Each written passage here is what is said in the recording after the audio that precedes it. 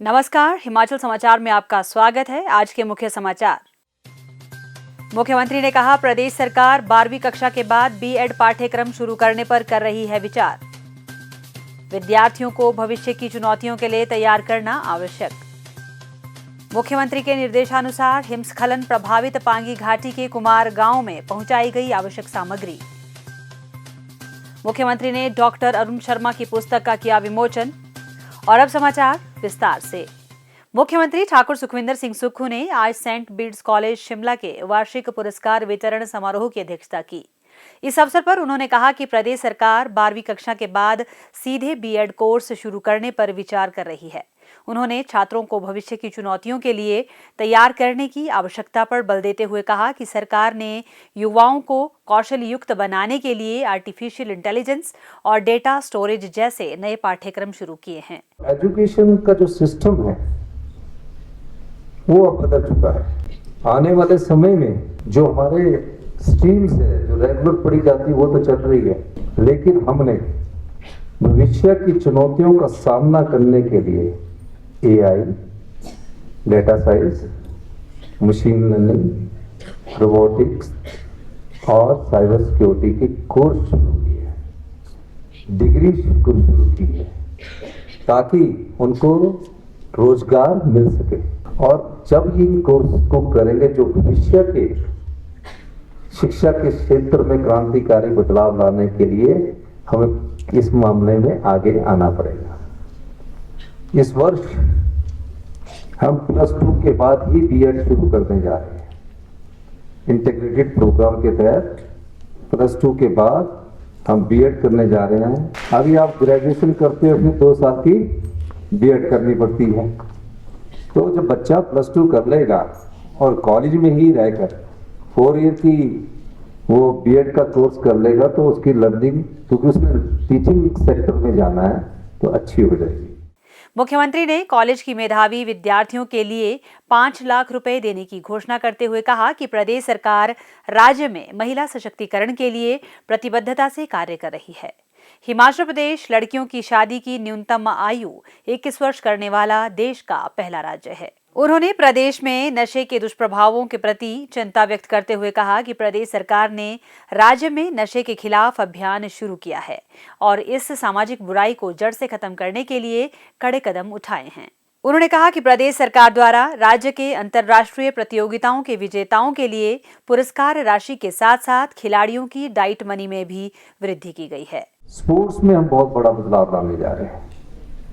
Sports activities को, किन किन स्पोर्ट्स को हमने बढ़ाना, हर एक विधानसभा क्षेत्र में हम इंडोर स्टेडियम और आउटडोर स्टेडियम की सुविधा देने जा रहे हैं। क्योंकि मैं देखता हूँ कॉलेज चेयरमैन कॉलेजेस में हम भी जाते थे स्पोर्ट्स एक्टिविटीज में पार्टिसिपेट करने के लिए, क्योंकि हम स्टूडेंट्स लाइफ में रहे हैं तो देखा है, तो वो सुविधाएं हमारे बच्चों को नहीं मिलती है। लेकिन हमने कहा कि जब हमारे बच्चों को सुविधा पर्याप्त ना होने के बाद भी वो नेशनल लेवल पर, इंटरनेशनल लेवल पर नाम कमा रहे हैं, तो उनकी सुविधाओं की ओर भी ध्यान देना चाहिए। पहली बार हिमाचल प्रदेश में ओलंपिक्स खेलने वाले, एशियन गेम्स खेलने वाले, नेशनल गेम्स खेलने वाले, कॉमनवेल्थ गेम्स खेलने वाले, उन सब बच्चों को हमने प्राइज मनी में 100% का इजाफा किया। कॉन्फिडेंस बिल्डअप कैसे हो बच्चों का? जितने भी इस बार गवर्नमेंट स्कूल में पढ़ने वाले बच्चे थे, उनको हमने सिंगापुर और कंबोडिया भेजा। कुछ बच्चे जब पहली बार एयरपोर्ट पहुंचे, T3 पहुंचे, क्योंकि घूमने से भी ज्यादा नॉलेज आता है। पढ़ लिख के तो आप एकेडमिशियन बन जाओगे, लिखना जानोगे, समझना जानोगे, लेकिन जीवन के अनुभव में जैसे जैसे आप गुजरते जाओगे, आप ज्ञान प्राप्त करते जाओगे। एक्सपीरियंस आपको ग्रेटेस्ट नॉलेज देता है। तो बच्चे के जब वापिस आए तो बहुत खुश हुए। टीचर्स को भी हम बाहर भेज रहे हैं। ये क्यों कर रहे हैं? महज खुश करने के लिए नहीं, एक्सपोजर होना बहुत ज्यादा जरूरी है।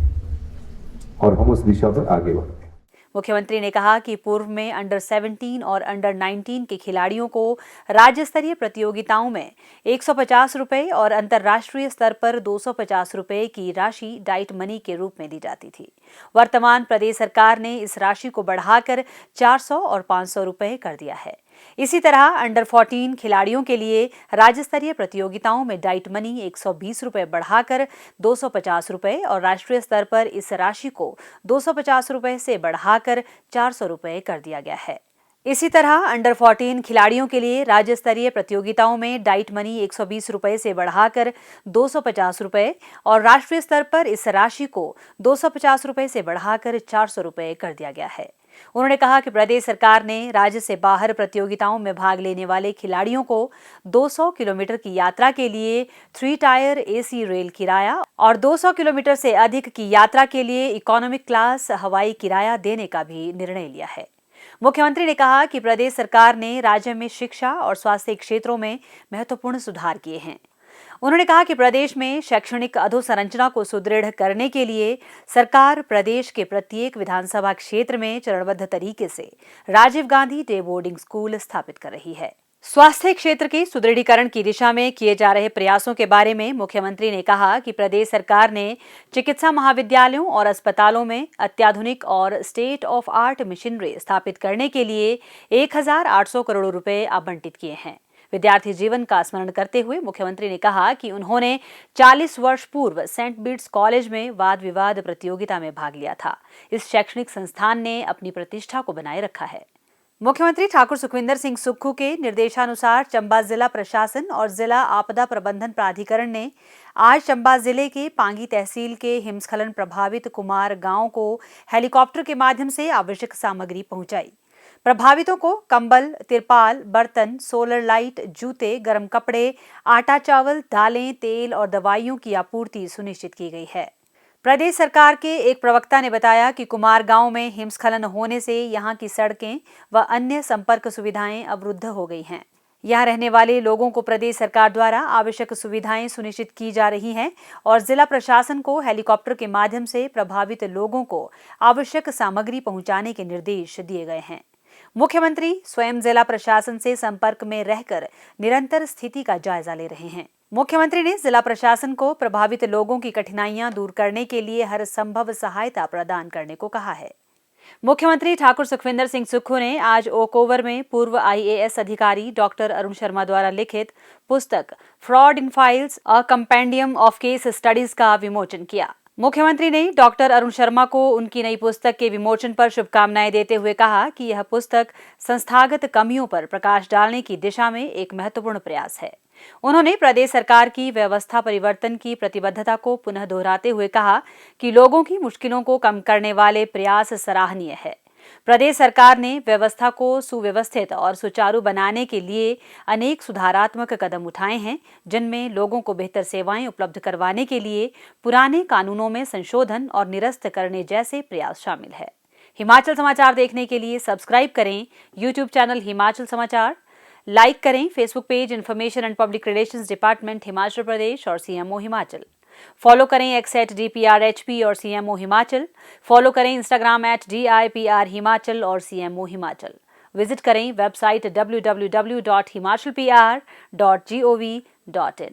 इस अंक में इतना ही। कल फिर होगी मुलाकात। दीजिए इजाजत। नमस्कार।